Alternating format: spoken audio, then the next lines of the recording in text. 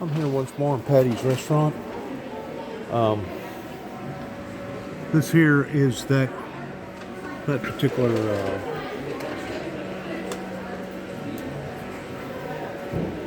declaration pertaining to the firemen here in Patty's, and they have taken the fire helmet down because of having to hang the stocking. But the reason why that I'm discussing this is because I've just got through having a fairly long, lengthy conversation with the individual that I made reference to during the time that I was here filming, pertaining to somebody that I felt like got the short end of the stick here in Grand Rivers, Kentucky. And it was misunderstood based upon him feeling like that I had some sort of harsh feelings against him. And I went to his house a while ago and stayed for a couple hours towards describing and discussing to him that it was nothing personal pertaining to him and him alone, but it was what that they had done to him. That I put his experience the same as mine of how the Grand Rivers, Kentucky basically run him out or made him feel uncomfortable enough for him to leave Grand Rivers on the same level as they run me out in 2009 whenever the ice storm hit. So I thank God that I have helped to hopefully straighten that out in regards to that misunderstanding that obviously the devil, Satan, has placed into their understanding about the whole primary purpose or reason and behind me ever even mentioning the fireman's name that used to be the captain here in Grand Rivers, Kentucky. Now, if I was meddling, I didn't mean to be meddling, but he had told me about his story, and his story lined up with my story. And because I had worked with this individual for 4 days before they decided that they was going to kick me out of Grand Rivers, and then the following next day, worked all day, stayed all night, and then they went to Cartersville or something like that. 2 deputies did, and run me completely out of Livingston County just because I was out here trying to do humanitarian work during a horrible event that hit pertaining to an ice storm that I had previously tried to warn these people about, pertaining to there being major electrical disturbances to come. Once more, one misunderstanding after another misunderstanding. And of course, the good book says that Satan is the author of confusion, and if he can make people think some kind of a thought that is inaccurate or that is the wrong imagery or the wrong ideal or being conceived or perceived in the wrong way, that's exactly what he's going to do. Because once more, his job is to not only bring confusion, but his job is to steal, kill, and destroy. And if he can destroy a person's relationship, regardless of what that relationship may be, by causing confusion, then that's the tool that Satan uses. He uses the tool of confusion in helping to destroy people's lives again and again and again. Regardless whether they be friendships or marriages or friends in general, that's his job, is to bring strife and confusion. So I'm glad that I had the opportunity this year in Grand Rivers, Western Kentucky, of going down to where he lives and sitting down with him for a couple hours with him and his wife and actually having a conversation with him. I told him that I wasn't going to document or record the conversation even though he did. What he does with that recording will be totally up to him. But I didn't say nothing about me not mentioning nothing about him after I left his house pertaining to the meeting. So I'm back here at Grand Rivers, Kentucky, of the event that happened in my life in Livingston County in 2009. And as I told him and his wife both, no harm intended. I was only on a fact-finding mission towards this is my way of getting my story out to the general public. And I humbly, sincerely apologize to him because that was not any or of my intentions towards wanting to be harsh or negative in any way at him and him alone. Because in reality, the things that has gone on in my life up here in Western Kentucky does not have anything to do with him directly. Indirectly, he's part of the story. A little piece of the story in regards to my testimony. But as far as him actually being the story, he's not my story. Yes, I come to Grand Rivers, and yes, I was privileged to be able to help during a crisis towards doing humanitarian work. Yes, they misbehaved, and yes, certain authorities in this area done something that was totally unjust and illegal towards running me not only out of town, but running me out of the county. We're no longer living in the Western world like they used to do things years ago towards being able to confront with people that you don't understand or you don't like or you disagree with, towards basically running them out of the community or running them out of town. There's laws against that. And to think that Kentucky is still mandating those characteristics tells you how far back that various people are in trying to commit such heinous acts as that whenever it comes to doing things in an unprofessional and unethical way. I spoke to various individuals pertaining to the minister at the Pentecostal church that I had an opportunity of helping for a day and a half. And shortly after that I had left him, something fell up onto him to the point that he had to basically resign from preaching. And he's been resigned from preaching now for a year that I didn't know nothing about. And as of today, he's being moved from the little community called Cartersville, and he's moving to Salem. That way, him and his wife can manage themselves in a more better form.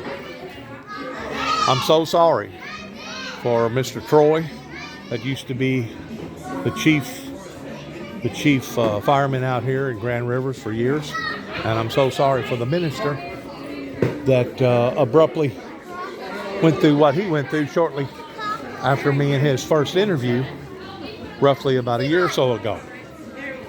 That's one of the reasons why I feel like that God led me back into this area, wanted me to come down here so that I could help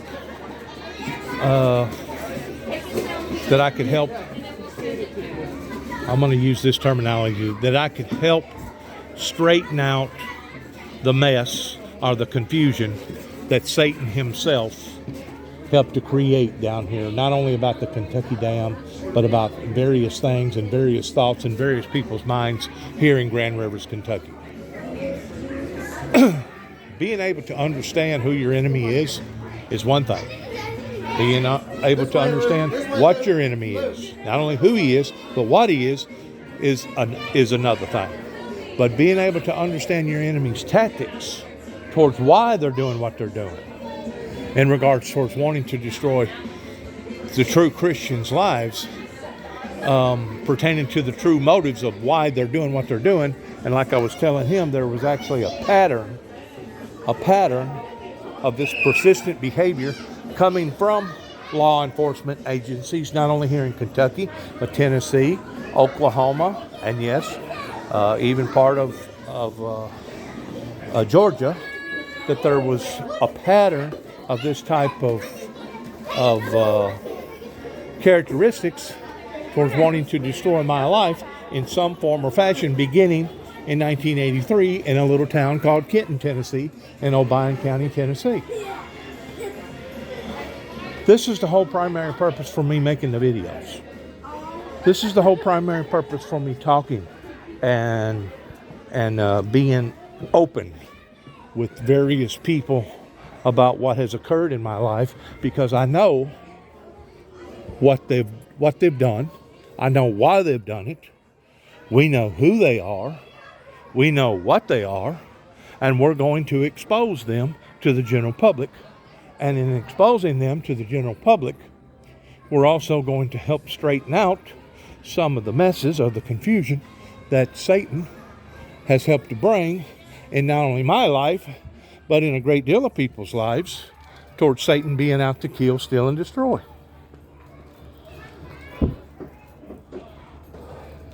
This spiritual warfare of good versus evil, evil versus good.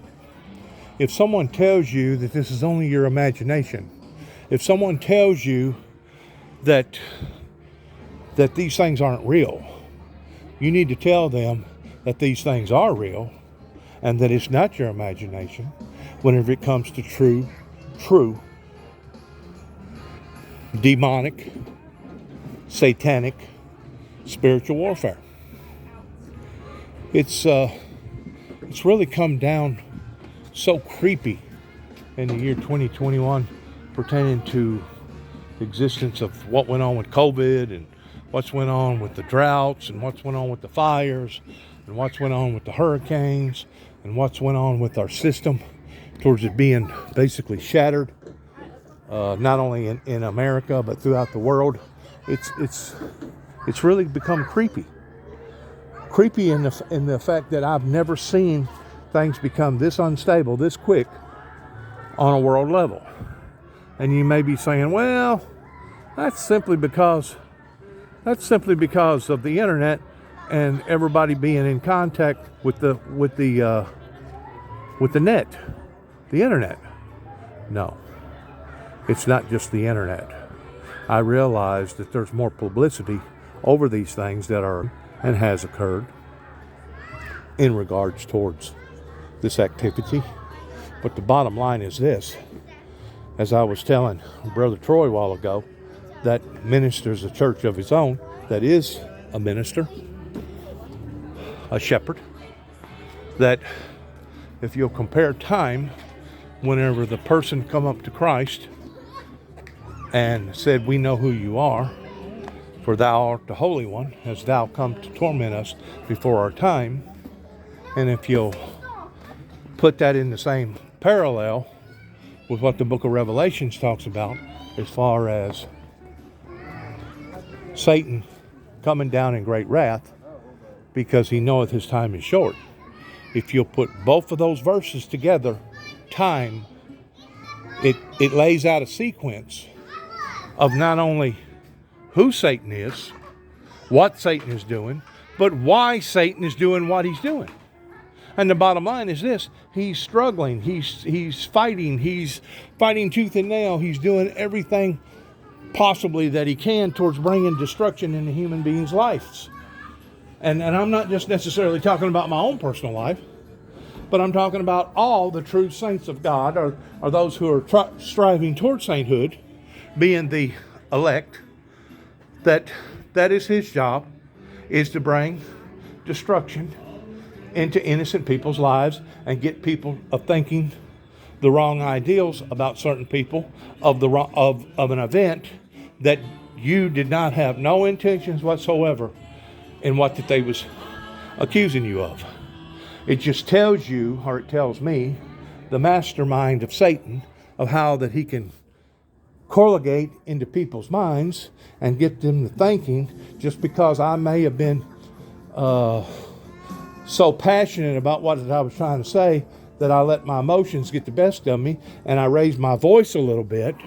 He declared that as hostile activity. And he declared it as hostile activity directed towards him, instead of it being directed towards the townsmen, the people that's in charge of Grand Rivers, and the people in charge of the Kentucky Dam, and the people over in Paducah, Kentucky, and the people over in Aurora, Kentucky, and the people over in Land Between the Lakes in Kentucky, in Western Kentucky.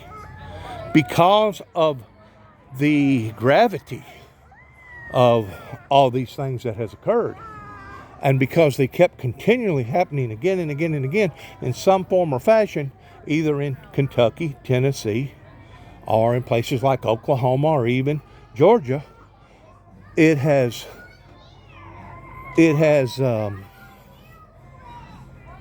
I'm not going to say that it has diminished my ability to maintain a civil tone whenever I'm doing my videos, but what it does do, it raises my emotions to the effect that sometimes I become unaware that I'm coming off sounding too aggressive, because maybe I've raised my voice level 2 or 3 decimals too high, to the point that now people are taking it very, very offensively, just simply because that I was emotional or passionate about the subject matter that I was talking about. I just wanted to kind of halfway clear that up in regards to me going down to Salem and Cartersville and different places out here in Western Kentucky, and now I'm back here in Grand Rivers, Kentucky, which once more, like I told Brother Troy and his wife, I'm on a fact-finding mission, and we're going to get to the bottom of what happened, why it happened, when it happened, and most definitely the motive in behind it happening. We're going to get to the bottom of this, even if I have to create, as he said, over 3,000 videos. Well, even if I have to create another 3,000 videos to finally get my message across to people, that the things that they have thought about me, the things that they have mysteriously created in their hearts and in their minds about me, has been only by the wickedness and the hand of the evil demonic doer. The evil demonic doer. And I'm sure if I'm sitting here talking about these things that have occurred in my life again and again and again, I'm sure that there's other individuals out there that can speak reference to the same type of activity that has happened in their particular lives, simply because I know that Satan isn't just out to destroy one particular person's life, but he's out to destroy all people's lives who are true, born-again, believing Christians. Once more, I'm here in Grand Rivers, Kentucky, sitting here a week before Thanksgiving, year 2021, discussing the things that has occurred, is occurring, and that hopefully either won't occur or that will occur in the future. Just like Brother Troy asked me, he said, what is the end game to all this? Where do you want to go with all this?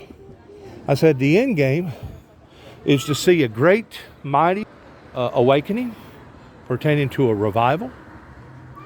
And out of the revival, seeing a worldwide revolution. And out of evolution, one day seeing peace and utopia. And the things that the Bible teaches that are going to occur in the book of Revelations before the opening of the 2nd, 3rd, and the 4th seal. That's where these things are going. In addition towards trying to bring clarity, trying to bring some sort of a sense in what happened, when it happened, why it happened, where it happened, etc., etc. So as I'm fixing to end this video, I just wanted to walk around, see how they dress up things in the winter months. I think, if I'm not mistaken, about half of this stuff glitters and glows almost year round. Of course, during this time of year, they do special treatments and special lights and put on special performances in honor of the various holidays that are upon us.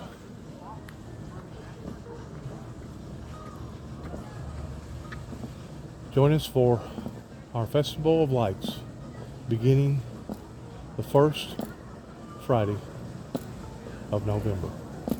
So I'm pretty sure I missed out on that. That's already come and gone. It's already mid-month, but they've left their banner up there, which is a pretty decent banner. I like the banner. It's Christmassy looking like. But this is what it is. Grand Rivers, Kentucky, that I've been spending a great deal of my time in since 1989, as I explained to Brother Troy and his wife, that during the time of 1989 and me being acquainted with Grand Rivers and various things up here in northern Kentucky, that at that time land between the lakes was not controlled by the National Federal Forest Reserve Service. At that time, TVA was in control of controlling the land mass and land between the lakes. And it didn't change until either 1999 or 2000 is whenever it done a rollover towards handing it to the Federal Forest Division. Thanks again for listening. As we end, always, good luck to all of us, and God bless.